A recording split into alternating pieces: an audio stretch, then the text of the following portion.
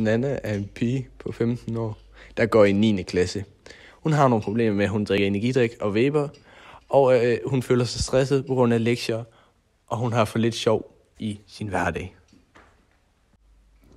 Nana søger hjælp hos en pædagog, fordi hun virkelig har problemer med stress over tingene. Nana synes, hendes problemer bliver så slemme, at hun går hen til en pædagog og snakker.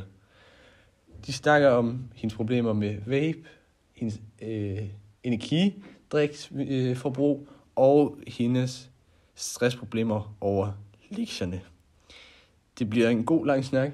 Hun spørger også, om pædagogen vil tage en snak med læreren om, at hun kunne få lidt færre lektier for.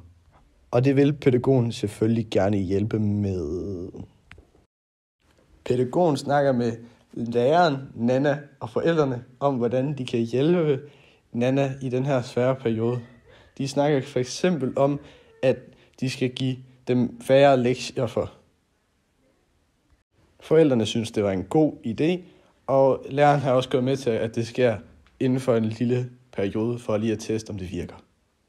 Nannas forældre får skaffet en lektiehjælper, der ligner meget pædagogen, men det er det ikke, til at hjælpe hende med lektierne, og det koster ca. 300 kroner for at få en lektiehjælper i timen.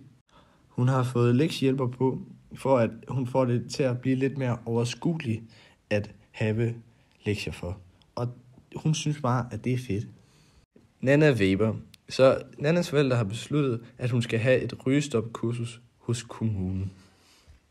Nana drikker meget energidrik, så hendes forældre vil skære lidt ned på det ved at sige, at hun ikke skal drikke 3 om dagen, men 1 om dagen. Nana begynder stille og roligt at få det bedre i livet. Hun har bare fået det rigtig godt efter de her 2 måneder med de ting. Hun har også stoppet med at drikke energidrik. Vapen er også blevet kyldet direkte op i loftet, fordi at hun er boldmongol.